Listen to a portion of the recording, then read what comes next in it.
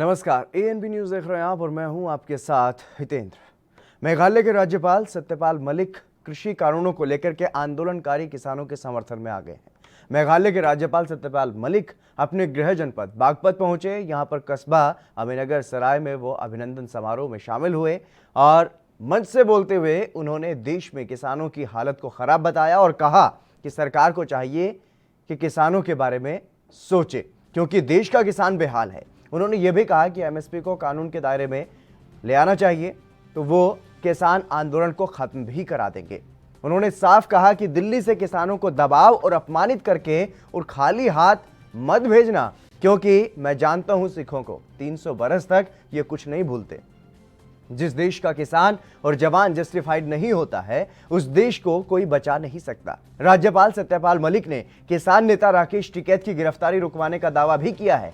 उन्होंने ये कहा कि जब मैंने किसान नेता राकेश टिकैत की गिरफ्तारी की सुगबुगाहट सुनी तो फोन करके इसे रुकवाया और उन्होंने कहा कि यकीन दिलाता हूं किसानों के मामले पर जितनी दूर तक भी जाना पड़ेगा उतनी ही दूर तक जाऊंगा, क्योंकि मुझे किसान की तकलीफ मालूम है। देश में किसान बहुत बुरे हाल में हैं। उन्होंने ये भी कहा है कि मैं प्रधानमंत्री के एक बहुत बड़े पत्रकार मित्र से मिलकर के आया हूं। उनसे जिक्र किया है कि मैंने कोशिश कर ली है, अब आप भी कोशिश कर लीजिए। इन किसानों को ज्यादा कुछ नहीं तो कम से कम एमएसपी की कानूनी गारंटी मिले और मेरी जिम्मेदारी है कि मैं मामले को यहीं खत्म करा दूंगा।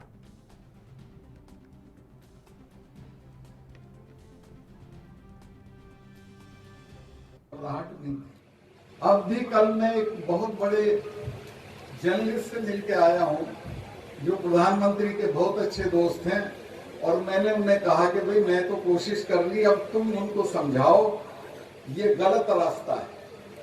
किसानों को दबा के यहाँ से भेजना, अपमानित करके दिल्ली से भेजना, पहले तो ये जाएंगे नहीं, ये जाने को नहीं आए दिल्ली में। दूसरे चले गए तो ये 300 बरस भूलेंगे नहीं, लिहाजा इनको कुछ देके, पेड चीज है, ज्यादा करना भी नहीं है, सिर्फ एमएसपी का कानूनी तौर पे उसको मान्यता दे दो, सारा मामला मेरी जिम्मेवारी है, मैं नहीं बंटवा दूंगा। अगर एमएसपी को कानूनी मान्यता दे देंगे तो इन कानूनों में तो जो जो संशोधन चाहते हैं किसान दे देंगे, सरकार तैयार है, मामला खत्म हो जाएगा। लेकिन अगर ये ज्यादा चलता रहे तो मैं नहीं जानता आप में से कितने लोग जानते हो, लेकिन मैं सिखों को जानता हूं। मिसेस गांधी ने जब ब्लू स्टार किया उसके बाद उन्होंने अपने फार्म हाउस पे 1 महीना महामृत्युंजय का यज्ञ कराया। अरुण नेहरू ने मुझे बताया कि मैंने कहा कि क्योंकि आप तो एक बात नहीं मानती थी, आप ये क्यों करा रही हैं? तो उन्होंने कहा कि तुम्हें पता नहीं है, मैंने इनका अकाल तक तोड़ा है, ये मुझे छोड़ेंगे नहीं, इसलिए करा रही हूं। और उनको इल्हाम था कि ये होगा। जनरल वैद्य को पूना में जाके मारा।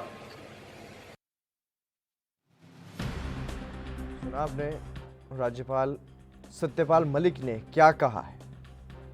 उन्होंने साफ तौर पर केंद्र सरकार को ये नसीहत दी है कि किसानों को ऐसे अपमानित मत करो, किसानों को ऐसे खाली हाथ मत भेजो, उनको सिर्फ एमएसपी की गारंटी दे दो। तो जिम्मेदारी भी उन्होंने ली है कि मैं इस आंदोलन को खत्म करा दूंगा। इसके अलावा उन्होंने राकेश टिकैत, क्योंकि जब 26 जनवरी को जो वाकया हुआ था दिल्ली में लाल किले पर जो भी हुआ, उसको लेकर के जब देश शर्मसार हुआ, उसके बाद कार्रवाई लगातार की जा रही थी दिल्ली पुलिस की तरफ से भी और यूपी पुलिस की तरफ से भी। जो सीमा पर किसान बैठे हुए हैं उनको भगाने की पूरी कोशिश वहां से थी, लेकिन उसके बाद जब गिरफ्तारी की सुगबुगाहट लगी तो इस बात का भी दावा उन्होंने इस दौरान किया है कि मैंने ही राकेश टिकैत की गिरफ्तारी को रुकवाया था। इसके अलावा राकेश टिकैत भी ये दावा कर चुके हैं कि उनके संपर्क में कई बीजेपी के नेता हैं और वो इस किसान आंदोलन का समर्थन कर रहे हैं। और अब बीजेपी के नेता खुलकर के सामने भी आने लग गए हैं कि वो किसान आंदोलन का किस तरीके से समर्थन कर रहे हैं। और ये राज्यपाल बीजेपी के राष्ट्रीय उपाध्यक्ष भी रह चुके हैं सत्यपाल मलिक और कई राज्यों में राज्यपाल की भूमिका निभा चुके हैं। लेकिन खास बात यह है कि बीजेपी का एक मिशन जम्मू कश्मीर से 370 को निष्प्रभावी करना, 35A को हटाना, उसमें महत्वपूर्ण योगदान सत्यपाल मलिक ने दिया है। और काफ़ी गंभीर आरोप सत्यपाल मलिक पर इस बात को लेकर के लगते रहे हैं कि बीजेपी की केंद्र सरकार की कठपुतली बनकर के इन्होंने जम्मू कश्मीर में काम किया। इस तरीके के आरोप भी सत्यपाल मलिक पर लगे, लेकिन उन्होंने किसी भी बात की परवाह नहीं की और हमेशा केंद्र सरकार का साथ दिया है अच्छे तरीके से। लेकिन अब केंद्र सरकार को नसीहत देते हुए नजर आ रहे हैं, मोदी सरकार को नसीहत देते हुए नजर आ रहे हैं।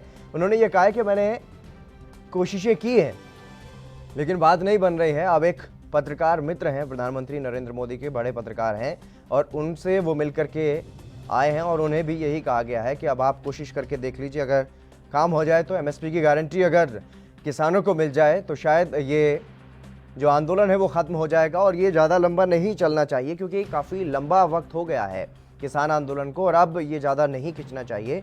और अगर किसानों को यहाँ से अपमानित करके और खाली हाथ भेजने की कोशिश की जाती है तो ये ठीक नहीं होगा।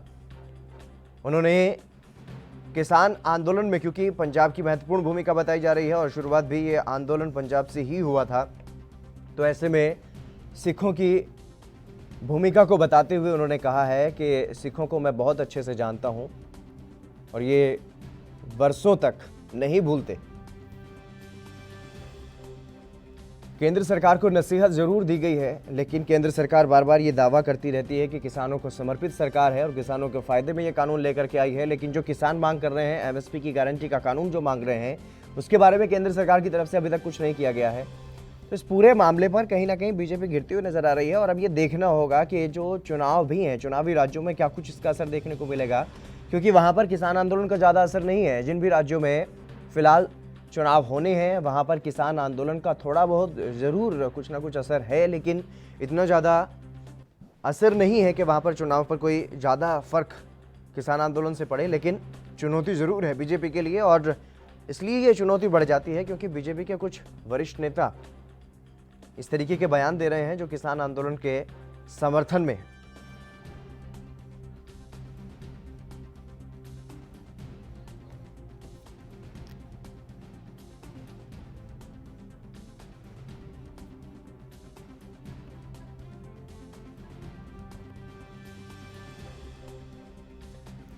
तो लगातार जिस तरीके से किसान आंदोलन जारी है और अभी भी दिल्ली की सीमाओं पर किसान डटे हुए हैं, अलग अलग जगहों पर महापंचायत भी की जा रही है, लेकिन अब राज्यपाल सत्यपाल मलिक का ये बयान किसानों के समर्थन में आया है। इससे अब और भी तेजी आ सकती है क्योंकि अपने गृह जनपद में बागपत में सत्यपाल मलिक पहुंचे हैं। हमारे साथ प्रदीप भटनागर हैं, भारतीय जनता पार्टी से जुड़ गए हैं, पवन दुग्गल हैं, किसान नेता हैं। आप दोनों मेहमानों का स्वागत है। प्रदीप भटनागर जी, सबसे पहले मैं आपके पास आना चाहूँगा क्योंकि जिस तरीके से बीजेपी के कुछ नेता और कुछ वरिष्ठ लोग देश भर में इस बात को कह रहे हैं कि अगर इस तरीके से अपमानित करके और खाली हाथ किसानों को भेजा गया तो ये ठीक नहीं होगा, कम से कम बीजेपी के लिए। और अब राज्यपाल सत्यपाल मलिक का ये बयान आपने सुना ही होगा, जिस तरीके से उन्होंने किसान आंदोलन का समर्थन किया। देखिए, पहले तो मैं इस चीज को मैं क्लियर कर दूं, जो आपने अभी कहा कि इस तरह बेइज्जती करके भेजा जाएगा। देखिए, अगर ऐसी मंशाएं होती तो 26 जनवरी को पुलिस ना पिटती। 26 जनवरी को जो किसानों के रूप में गुंडे आए थे ट्रैक्टर लेके, उनकी पिटाई होती और बेतहाशा पिटाई होती। दिल्ली पुलिस अच्छी तरह जानती कंट्रोल करने के लिए। पहली चीज तो ये धैर्य बता दूं सरकार का, और जो लाल किले पे हुआ वो भी बहुत बड़ा धैर्य है सरकार का कि वो शांतिपूर्ण तरीके से उस चीज को बर्दाश्त करा। और देखिए, उन अराजक तत्वों को किस तरह पकड़ने के लिए शांतिपूर्ण तरीके से अभियान भी चला रखा है और चलाया भी है। अब राज्यपाल साहब की बात करते हैं। देखिए, राज्यपाल साहब का अपना एक निजी राय है, वो कुछ भी दे सकते हैं अपने गृह क्षेत्र में। उनका जो गृह क्षेत्र है पश्चिमी उत्तर प्रदेश से आते हैं और उन्हें किस अपनी मंशा से दिया है ये तो राज्यपाल साहब बता सकते हैं, क्या सोच के दिया है। मैं इसमें कोई अपनी राय या टिप्पणी नहीं करना चाहूंगा। सर, वो बीजेपी के राष्ट्रीय उपाध्यक्ष रहे हैं और जम्मू कश्मीर के भी राज्यपाल रहे, बिहार के भी रहे, गोवा के भी रहे, अब मेघालय के हैं, तो ऐसा तो नहीं है कि वो कोई आम इंसान है। नहीं, मैं ये तो नहीं कह रहा, एक व्यक्ति तो है ही ना। प्रथम तो व्यक्ति हैं आपके और मेरी तरह, उसके बाद विभिन्न पदों पर रहे, सांसद भी रहे वो, और आपने बताया वरिष्ठ उपाध्यक्ष भी रहे, और भी पदों पर रहे। मगर वो अब एक निजी राय भी तो आदमी की हो सकती है। उससे देखिए, भारतीय जनता पार्टी अगर किसानों के लिए जो कर रही है या जो करना चाहती है, अगर उसकी मंशाएं गलत होती या उसको राजनीति करनी होती तो वो नेचुरल बात है, इस चीजों को चेंज करती, परिवर्तन करती। कहीं उनकी मंशाएं ठीक है और वो कुछ करना चाहती है और वो चीज के लिए कुछ लोगों को अगर गलत दिखाई दे रहा है, देखिए उसको मैं आप तो रोक नहीं सकते। बाकी सरकार की मंशा कोई गलत नहीं है किसानों के प्रति। वो जो चाहती है किसानों का उदाहरण और कार्य प्रगति कराना, उस कार्य के लिए देखिए भाजपा सरकार काम कर रही है। बिल्कुल, पवन दुग्गल जी भी हमारे साथ बने हुए हैं, किसान नेता हैं। पवन जी, क्या लगता है आपको, राज्यपाल सत्यपाल मलिक एक बीजेपी का एक बड़ा चेहरा माने जाते हैं, अब राज्यपाल हैं, लंबे समय से बिहार, जम्मू कश्मीर, गोवा होते हुए मेघालय तक पहुंच चुके हैं, और अब उनका इस तरीके से बयान सामने आना किसानों के समर्थन में, क्या लगता है क्या किसान आंदोलन को और मजबूती मिलेगी?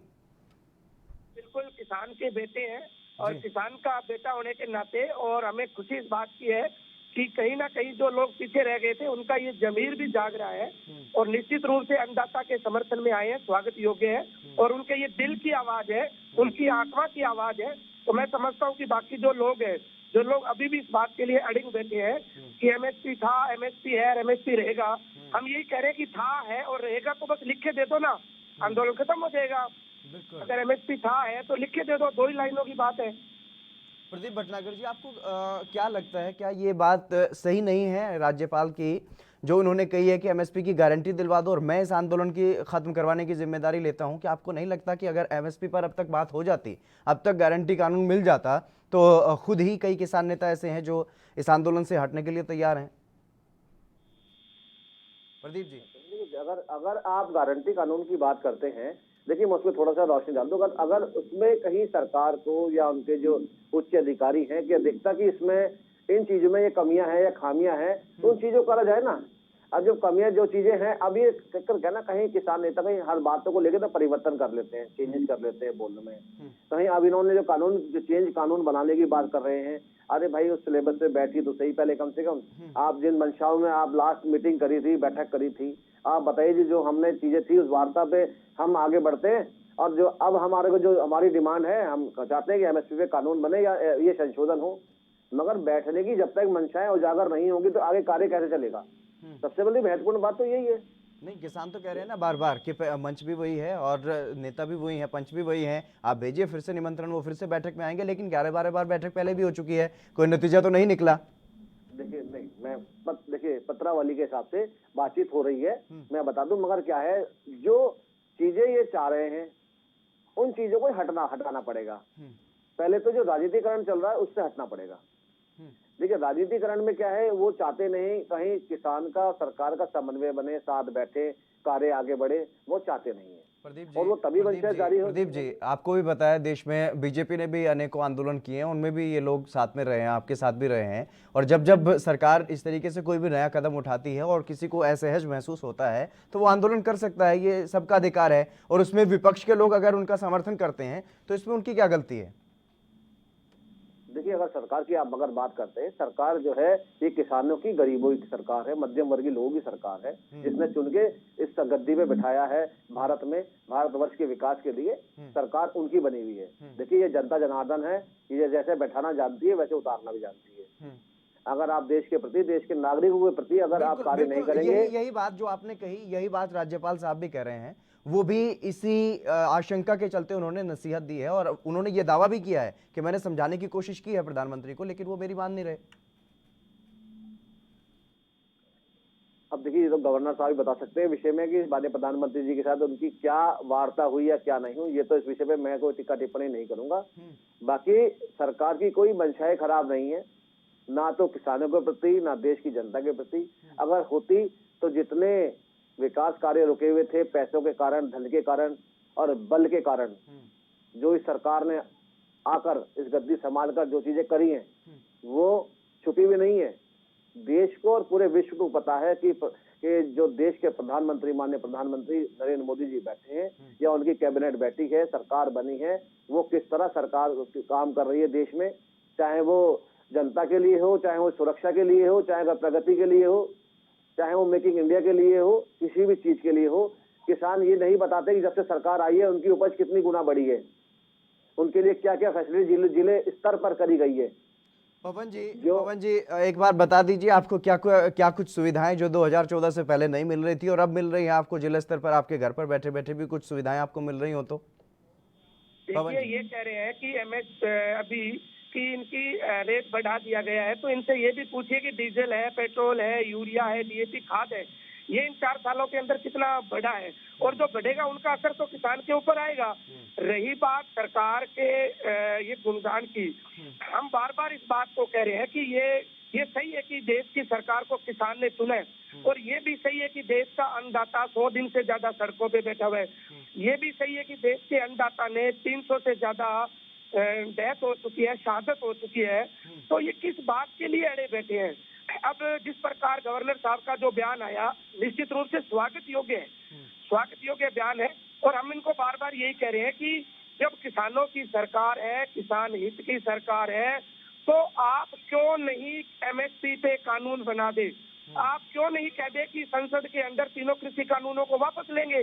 ये कोई लड़ाई नहीं है, ये कोई हमारा इनसे कोई ये थोड़ी है कि सरकार बनाने वाली जनता है और सरकार से मांग करने वाली ही जनता है, और वो मांग ये कर रही है कि तीनों कृषि कानून वापस लो, ताकि किसान की जो डर है, जिस बात का खौफ है निजीकरण का, जो कंपनियों का जो खौफ है अडानी अंबानी का, वो दूर हो जाए और किसान अपने खेत में काम करना शुरू करके मुख्य धारा से जुड़ जाए। यही मांग है, और नई चीज इसमें क्या चीज है?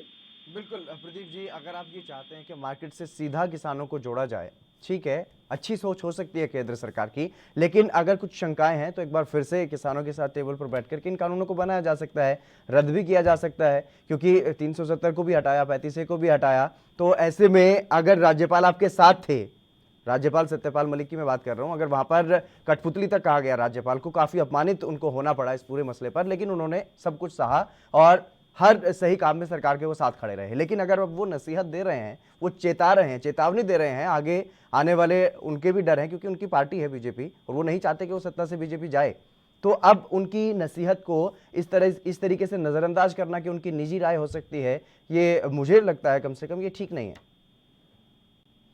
देखिए, बिल्कुल मैं थोड़ा सा इस पे एक चीज पे और आपको क्लियर कर दूं। देखिए, 5 राज्यों में फिलहाल अभी जो है चुनाव चल रहा है, और अब आने वाले कुछ टाइम बाद ही चुनाव में मतगणना भी होनी है, और उसके बाद फिर चुनाव आ रहा है, और राज्यों का भी, और उसके बाद उत्तर प्रदेश का भी। और उत्तर प्रदेश सबसे बड़ा क्षेत्र है, लोकसभा में भी और विधानसभा में भी। देखिए, अगर मंशाएं गलत होती तो भारतीय जनता पार्टी और पार्टियों की तरह लुढ़क जाती, एकदम लुढ़कले लोटे की तरह। अगर जो कार्य भारतीय जनता पार्टी की सरकार ने अगर करा है तो उस मंशाओं से करा है, स्वच्छ मंशाओं से करा है। अगर उसको जरा भी अगर मन में मैल होता, गलत काम करने का इच्छाएं होती जनता के प्रति। आप ये बताइए, 26.5 करोड़ समथिंग किसान हैं, क्या अडानी अंबानी खरीद लेंगे उनकी फसल? इतना बड़ा जो 70% हमारे यहाँ जो कृषि प्रधान देश कहते हैं जिसे हम, अगर इतनी जो फसल और अनाज उगता है, क्या अडानी अंबानी इतने बड़े आदमी हैं कि वो पूरे सबकी जमीन खरीद लेंगे? 26.5 करोड़ किसानों की जमीन खरीद लेंगे? आप हर चीज पे आप लोग गारंटी दे रखी है। अरे भाई, आपकी फसल बिकेगी, जमीन नहीं बिक रही है आपकी। हर चीज लिखित में इनके नेताओं को दे चुकी है। अभी आपने एक सवाल और करा कि बैठने की बात। देखिए, ये जो पैनल जब तक छोटा नहीं होगा, 40 लोग, और 40 लोग जो इस किसानों के नेता बन के बैठे हैं, वो पॉलिटिकल पार्टियों से आते हैं और यहाँ बैठे किसान नेता बन के। जब तक ये पैनल छोटा क्यों नहीं करते? ये 40 लोग 10 लोगों में क्यों नहीं छोटा करके आते? देखिए, जहाँ इतनी बड़ी संख्या होती है, वहां कभी कोई चीज सक्सेसफुल नहीं हो पाती है। आप लाख समझा लो, आप नहीं समझ पाएंगे। क्यों? आपको ही पता है कि कुछ जो किसानों के नेता बन के बैठे हो, किस पॉलिटिकल पार्टी से आए और कुछ किस पॉलिटिकल पार्टी से आए। ऐसा तो कोई है नहीं, कोई जमीनी किसान नेता हो, सब किसी पॉलिटिकल पार्टी से निकल के आए। लेकिन प्रदीप जी, और जो किसान मर रहे हैं, 200 से ज्यादा, 250 से ज्यादा किसानों की जो मौत हो चुकी है, उनके घर वाले क्या बीजेपी को वोट देना पसंद करेंगे आप? क्योंकि किसान आंदोलन के चलते उनकी मौत हुई और उनसे जितने भी जुड़े हुए लोग हैं, वो क्या आपको लगता है कि बीजेपी के समर्थन में वोट करेंगे? भले ही कुछ भी मुसीबत उनके सामने खड़ी हो, कोई भी विपक्षी पार्टी, उनके दुश्मनों की भी पार्टी अगर होगी, तो वो उसकी तरफ जाना शायद बेहतर समझेंगे, क्योंकि जिस पार्टी की वजह से उनके घर से किसी की मौत हुई है, वो शायद उसको वोट नहीं देंगे। देखिए, 300 लोगों की जो शहीद हुए हैं इन किसान आंदोलन की वजह से, जो अपने परिवार को सदैव जो रक्षक थे, परिवार के जो दाता थे, चले गए इन नेताओं की वजह से। ऐसे ही चाइना बॉर्डर पर 40 परिवार उजड़ गए, शहीद हो गए। उनको भी एक चीज अगर देखेंगे तो कहीं कुछ चीजों में बहुत फर्क है। आप इस फर्क को आकलन करेंगे जिन्होंने उनको बैठा रखा है किन परिस्थितियों में क्या समझा के बैठा रखा है। आप क्यों उनके पीछे पड़े हो, आप इतने लोगों को बैठा के, जब सरकार कह रही है आप बैठिए। प्रदीप जी मुझे एक बात बताइए, राज्यपाल हैं सत्यपाल मलिक, इससे पहले चौधरी वीरेंद्र सिंह हैं, किसानों का समर्थन कर चुके हैं, बीजेपी के 2 बड़े चेहरे हैं। इसके अलावा कुछ ऐसे भी नेता हैं जो निर्दलीय विधायक थे, उन्होंने अपना समर्थन सरकारों से वापस लिया है। कुछ ऐसे पंजाब में भी नेता हैं जो बीजेपी का साथ छोड़ चुके हैं। ऐसे बहुत सारे ऐसे नेता हैं जो बीजेपी से इस वक्त नाराज चल रहे हैं सिर्फ और सिर्फ किसान आंदोलन की वजह से। आपको नहीं लगता ये बड़ा नुकसान और बड़ा खामियाजा इसका उठाना पड़ेगा? जी मैं बिल्कुल देखिए उसमें भी बता दूं, देखिए ऐसा है, या तो राजनीति देख लीजिए या देश देख लीजिए। तो मैं वही कह रहा हूँ ना, क्या इन बीजेपी नेताओं को भी राजनीति दिख रही है, इनको देश नहीं दिख रहा है क्या? देखिए मैं वही तो कह रहा हूँ, देखिए दो चीजें, या तो आप देश देखिए या राजनीति देखिए या सरकार की मंशा देखिए। अगर सरकार की मंशाएं ठीक है तो सरकार अड़ेंगे इनके आगे, अगर सरकार की मंशाएं गलत है तो सरकार गलत है। ये चूज करना किसानों का काम है, जो किसान नेता बने हैं बैठे हैं उनको समझाने का काम है। इन्होंने जो 12 शर्तें रखी, 14 शर्तें रखी, सब चीजों पे एक एक चीज पे माना गया, यहाँ तक बनाया गया इसके लिए फास्ट कोर्ट तक बनेगा, फास्ट ट्रैक। तो और कैसे समझाया जाएगा? ये तो एक अड़िंग है, काला कानून रद्द किया जाए, काला कानून रद्द किया जाए। अरे सब पे एमएसपी कानून बना हुआ है, ये क्यों बताते क्यों नहीं है? जो उन्होंने चीजें चाहिए परिवर्तन के लिए वो भी हुई। मंडी खत्म नहीं होगी, लिखित में दिया कि मंडी खत्म नहीं होगी। और आप कैसे समझाएंगे इसकी बैठ के? कोई गोदी में लेके तो समझाया जाएगा नहीं। लेकिन एमएसपी कानून पर कोई जिक्र नहीं, कोई बात नहीं की गई। एमएसपी है, था, रहेगा, ये तो जरूर कह दिया गया, लेकिन गारंटी कानून वो मांग रहे हैं, वो क्यों नहीं दे रहे? फिर मैं कहता रहा हूँ ना, जितने किसान नेता बैठे हैं गोदी में लेके समझाया जाएगा नहीं 40 के लोगों को। ये तो खुद समझना चाहिए। एक पॉलिटिकल पार्टी से आते हैं और खुद एक किसान नेता बन के बैठे, जो कि 300 किसानों के हत्यारे हैं।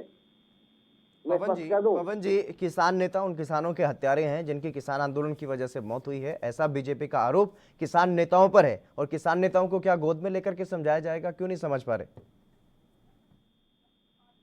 पवन जी? सर ये है कि ये जो प्रवक्ता बैठे हैं ये कुछ भी बोल देते हैं और इनकी हर बात का जवाब देना मुनासिब भी नहीं है। अब इनसे ये पूछा जाए कि ये लोग राजनीति करते हैं तो कोई धर्मगुरु आएगा क्या इनसे बात करने के लिए? कोई धर्म का ठेकेदार आएगा क्या इनसे बात करने के लिए? एक और दूसरी बात मेरी ये है कि ये कहती पॉलिटिकल पार्टी है, तो क्या देश के अंदर एक भारतीय जनता पार्टी ही पॉलिटिकल पार्टी है, बाकी कोई पॉलिटिकल पार्टी नहीं है? तो और तीसरा ये कह रहे हैं कि जो सेना के ऊपर, चीन की सेना पे जो शहीद हुए और जो यहाँ शहीद है इनमें अंतर है। यही बीजेपी की चरित्रता दिखाती है, यही इनका जो कैरेक्टर है वो दिखा रहा है कि किसान का बेटा ही बॉर्डर पे शहीद होता है, किसान का बेटा ही आंदोलन में शहीद हुआ है। मगर इन दोनों में जिस प्रकार की तुलना की है ये निंदनीय है। इनको शर्म आनी चाहिए कि किसान का बेटा जब शहादत कर देता है चाइना बॉर्डर पे इस देश को बचाने के लिए, तब तो ये अलग भाषा का प्रयोग करते हैं, और उसी का दूसरा बेटा जब शहादत देता है या उसी का बाप शहादत देता है अपने हक और हकूक के लिए, तब इस प्रकार का भाषा का प्रयोग करते हैं। असल में इनकी इसी भाषा से, इनके इसी प्रकार के शब्दों से इस आंदोलन ये लंबा चला है, ये अपने नेताओं को नहीं बता पा रहे हैं। और इनकी हालात ये है कि ये गाँव में गलियारों में जाने के लायक नहीं रहे हैं। पूरा हरियाणा देखो, एक दिन का एमएलए मंत्री गांव में नहीं जा सकता। राजस्थान में इनकी यही हालात हो चुकी है, उत्तर प्रदेश में यही हो चुकी है। लेकिन कुल मिला के बात ये है कि ये कुछ भी अनगढ़ शब्दों का प्रयोग करे, ये किसान आंदोलन तो किसान अन्नदाताओं का है और वो जीतेगा। और रही बात राजनीति की, ये लोकतंत्र देश है, लोकतंत्र के अंदर कोई राजा महाराजाओं का राज नहीं है और ये किसी एक राजनीतिक दल का भी मामला नहीं है। जो किसानों के समर्थन में राजनीतिक दल आएंगे उनका स्वागत भी है। और अब तो हम सीधा संयुक्त मोर्चा ने कहा है कि भाजपा को हराएंगे और भाजपा को बिल्कुल वोट की चोट से सबक सिखाएंगे। अगर ये नहीं माने तो जहाँ भी ये चुनाव लड़ेंगे इनके खिलाफ भी मोर्चा खोलेंगे, इनको सत्ता से भी हटाएंगे और इनको मजबूर करेंगे कि तीनों कृषि कानूनों को रद्द करें और एमएसपी पे कानून बनाएं। प्रदीप जी, ऐसा हो सकता है कि अभी हालांकि इतना ज़्यादा असर उन राज्यों में नहीं है जहां पर चुनाव है, लेकिन ऐसा हो सकता है क्योंकि किसानों की बड़ी संख्या है और किसान अगर इस आंदोलन से हर जगह से उसी तरीके से जुड़ते हैं जैसे हरियाणा और पंजाब से जुड़े हुए हैं, तो बीजेपी को भारी नुकसान हो सकता है इस जिद का कहीं ना कहीं। देखिए पहले तो मैं थोड़ा सा, अभी इन्होंने जो शहीदों की बात करी, ये कहाँ चले गए थे उस समय किसान नेता, जब लाल किले पे जो आपके किसान गुंडे चढ़ गए थे जिन्हें आप इकट्ठा करके लाए थे, तब आपको नजर नहीं आए? जो जवान, जो दिल्ली पुलिस के जवान खड़े थे आपकी सुरक्षा में, वो भी तो किसान के बेटे हैं। वो आपको नजर नहीं आए जब लाठियों से मारा? ये आरोप बीजेपी पर ही लग रहा है कि किसान के बेटे को किसान के बेटे से ही भिड़वा दिया। जो पुलिसकर्मी थे वो भी किसान के, और जो किसान के थे वो भी किसान के, और किसानों के भी सिर फूटे हैं उसमें, किसानों के भी सिर फूटे हैं। अगर किसानों पर लाठीचार्ज सिंघू बॉर्डर पर हो सकता है सर, तो लाल किले पर भी हो सकता है, वहां क्यों नहीं हुआ? ये अपने आप में एक बड़ा सवाल बीजेपी पर ही उठता है। मैं देखिए, आप जो ये आप कह रहे हैं, मैं थोड़ा सा रोशनी डाल दूं। देखिए, आपने जो बात करी है, अगर दिल्ली पुलिस चाहती तो बाखूबी समझा सकती थी और कर सकती थी अपने काम को। कोई दिक्कत नहीं है। समझाया गया तो लाल किले पर क्यों नहीं समझाया गया? ये सवाल आप पर ही उठेगा। ये जो कह रहे हैं किसान के बेटे को किसानों से भिड़वा दिया, अरे वो जो तुमने अगर आप 40 के 40 नेता तो कर रहे थे ट्रैक्टर रैली का, तो आप कहाँ गायब हो गए थे, छुप गए थे, सबसे आगे क्यों नहीं चले? क्यों नहीं समझाया आपने उन लोगों को? जब आपने पीड़ा उठाया था इस चीज का, तो आप कहाँ चले गए थे? टीवी चैनल पे आप आंखों में सुरमा डाल के बैठ गए थे उस समय, एमएसपी के ऊपर जब आपने रोका नहीं। आपने कानून बनाना या नहीं बनाना, आपने 300 जवानों को आपने अस्पताल पहुंचा दिया। आपने जो गलत कर रहे हैं उनको पकड़ो, उनको गिरफ्तारी आप करो। गुंडागर्दी करेंगे? आपको आप गुंडागर्दी पवन करेंगे? जी आ रहा हूं आपके पास। बिल्कुल प्रदीप जी, पवन जी जवाब दे रहे हैं इस पूरे मसले पर। वो कहाँ थे उस वक्त, उसका भी वो जवाब दे रहे हैं। हालांकि सभी किसान नेताओं ने यह कहा कि जिसने जो गलत किया उसको सजा भी मिलनी चाहिए, ये बात सभी किसान नेताओं ने कही भी है। लेकिन उसके बावजूद भी हम जवाब ले लेते हैं। पवन जी अपना जवाब रखिए। सर, ये मसला हो चुका है, इसका जवाब दे चुका है। हम बार बार जवाब देने के लिए बातें नहीं है। संयुक्त मोर्चा ने कह दिया है जो गलत है वो गलत है, सही है वो सही है। इनसे ये कहो कि एमएसपी को लागू करोगे या नहीं करोगे, कृषि बिल लोगे या नहीं लोगे। बात ये है, इनके नेता जो गवर्नर जैसे पदों पर रहने वाले लोगों की जब अंतरात्मा जाग सकती है, तो इन ये क्यों नहीं इस बात को समझ पा रहे हैं कि ये देश का अन्नदाता है, इसकी बात को मानना पड़ेगा, और मानेगा तभी देश का विकास होगा और ये देश आगे जाएगा। इस बात के लिए इनको ये बार 26 जनवरी को ये हो गया, आज ये कितना टाइम निकल चुका है, उसके बाद में तो 100 लोगों ने शहादत दे दी है। मैं आपको बता दूं, अगर आपके याद ना हो तो मैं याद दिला देता हूं, जितने लोगों को गिरफ्तार किया गया, किस तरीके से कोर्ट ने नसीहत दी है केंद्र सरकार को, आपको अच्छे से पता होना चाहिए, ठीक है। और इसके बावजूद भी अगर आप बार बार 26 जनवरी के मामले को बार बार दोहराएंगे तो उससे किसानों का मसला हल नहीं होने वाला। सीधा सा जवाब सत्यपाल मलिक ने जो कहा है उस पर आपका सीधा जवाब लेना चाहता हूं। क्या एमएसपी पर गारंटी कानून बनाएगी बीजेपी सरकार? मुझे चीज कही आपने, देखिए मैं उस पर जाना नहीं चाहता था, मगर इन्होंने विषय ऐसा छेड़ा कि मुझे 26 जनवरी पे जाना पड़ा। और मैं कोई पुरानी टिप्पणी करना चाहता हूं। छोटा सा कमेंट मैं आपसे चाहता हूं, हाँ या ना में, क्या एमएसपी पर गारंटी कानून बनाने के लिए आप अपने नेतृत्व से, अपने शीर्ष नेतृत्व से कहेंगे या नहीं? जब तक ये पैनल छोटा करके सरकार से मंशा ठीक नहीं करेगा बात करने की, कैसे बात बनेगी? आप आइए, वार्ता कीजिए। जो शर्तें सरकार जब लास्ट टाइम बैठक में दी थी, ये वही जो आपने हमें दी है। चलिए बहुत शुक्रिया प्रदीप भटनागर जी। भले ही पवन दुग्गल जी, आपका भी बहुत बहुत शुक्रिया मेरे साथ जुड़ने के लिए इस चर्चा में। लेकिन भले ही किसान नेताओं के, किसान आंदोलन के समर्थन में बड़े बीजेपी के नेता भी आ रहे हों, लेकिन बीजेपी की मंशा बिल्कुल सही है। किसानों के हित में ये कानून है, वापस नहीं लिए जाएंगे, एमएसपी पर कानून नहीं बनाया जाएगा। अभी तक तो ऐसा ही लग रहा है। इस बुलेटिन में बस इतना ही। आप बने रहिए एएनपी न्यूज के साथ।